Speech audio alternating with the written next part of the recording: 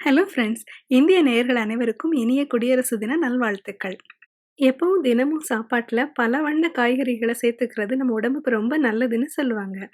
நான் இன்னைக்கு இந்தியாவுக்கு மரியாதை செய்யும் விதமா, இந்திய தேசிய கொடியில உள்ள 3 கலர்ஸ் இருக்குல்ல, ஆரஞ்ச், ஒயிட், கிரீன் இந்த மாரி 3 கலர் காம்பினேஷன் உள்ள வெஜிடபிள்ஸ சேர்த்து ஒரு சிம்பிள் பொரியல் ஒண்ணு செஞ்சு காட்டப் போறேன்.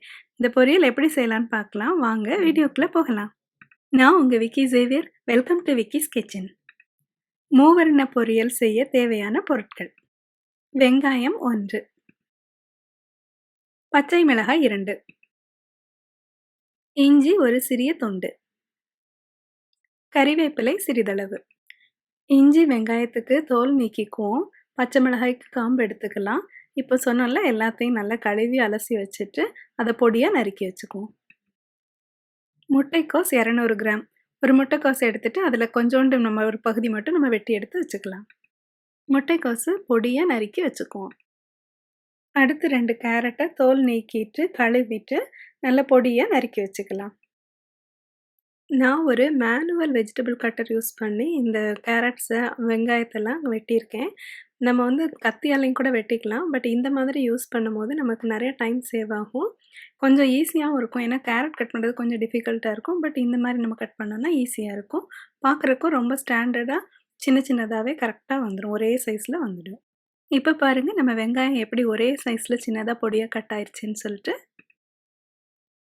இந்த மூவர்ண பொரியலுக்கு பீன்ஸ் அல்லது பட்டாணி சேர்த்துக்கலாம். நான் வந்து என்கிட்ட பீன்ஸ் இருந்துச்சு, கொஞ்சம் பச்சை பட்டாணியும் இருந்துச்சு. அதனால 2யும் சேர்த்து மிக்ஸ் பண்ணி போட்டிருக்கேன். பீன்ஸ் 15 நம்பர், பச்சை பட்டாணி 1/2 கப். பச்சை பட்டாணியை தவிர மற்ற 3 காய்கறியும் நம்ம பொடிசா நறுக்கி வச்சுக்கலாம். இனிமே அடுப்புல ஒரு வாணலிய வச்சு அது சூடானதும் அதுல 1 டேபிள் ஸ்பூன் எண்ணெய் சேர்த்துக்க போறோம். நான் நல்லெண்ணெய் சேர்த்துருக்கேன். நம்ம தேங்காய் எண்ணெய் அல்லது கடலெண்ணெய் கூட சேர்த்துக்கலாம். இப்போ எண்ணெய் சூடாயிருச்சு. அதுல 1 டீஸ்பூன் கடுகு சேர்த்துக்க போறோம். கடுகு வெடிக்க ஆரம்பிச்சோன்னா அதுல 1 டீஸ்பூன் உளுத்தம் பருப்பு சேர்த்துக்கணும். உளுத்தம் பருப்பு சிவக்க ஆரம்பிச்சோன்னா நம்ம வெட்டி வச்சிருந்தோம்ல, அந்த வெங்காயம், பச்சை மிளகாய், இஞ்சி, கருவேப்பிலை இதெல்லாம் போட்டு நல்லா வதக்கணும். வெங்காயம் சாஃப்ட் ஆகுற வரைக்கும் வதக்குனா போதும். அது சிவக்கணும்னு அவசியம் இல்ல. வெங்காயம் வதக்கும்போது தீய கொஞ்சம் குறைச்சி வச்சுக்கணும். அது கொஞ்சம் மிதமான சூட்டில இருந்தா போதும். இப்போ பார்த்தீங்கன்னா, 1 நிமிஷத்துக்குள்ள நம்மளோட வெங்காயம் வந்து கொஞ்சம் லைட்டா வதங்கியிருக்கும். அப்புறம் கிட்டத்தட்ட ஒரு 2 நிமிஷத்துக்குள்ள பார்த்தீங்கன்னா, நல்லா சாஃப்ட்டாவே ஆயிருக்கும். அப்போ வந்து நம்ம வெட்டி வச்சிருக்க காய்கறிகள சேர்க்கலாம்.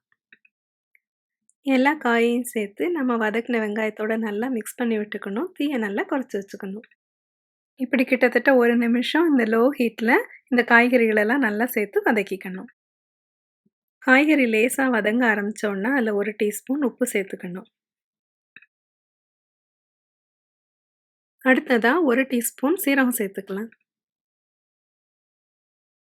நல்லா கிளறி விட்டுக்குவோம். அப்புறம் 1 கப் தண்ணி சேர்த்துக்குவோம். அப்புறம் ஒரு மூடி போட்டு டைட்டா நல்லா மூடி வச்சுட்டு, ஒரு 5 நிமிஷம் ரொம்ப கம்மியான தீயில வேக வச்சு எடுத்துக்கலாம். 5 மினிட்ஸ் கழிச்சு மூடிய திறந்து பார்த்தோன்னா, நம்ம ஊத்தியிருந்தோம்ல அந்த தண்ணியெல்லாம் நல்லா எவாப்பரேட் ஆயிருக்கும். நம்மளோட வெஜிடபிள்ஸும் நல்லாவே குக் ஆயிருக்கும். அப்புறம் இந்த பொரியல் கூட 3 டேபிள் ஸ்பூன் துருவின தேங்காய் சேர்த்து நல்லா மிக்ஸ் பண்ணி இறக்கிற வேண்டியது தான். நல்ல கலர்ஃபுல்லான சத்தான மூவர்ண பொரியல் ரெடி ஆயிருச்சு.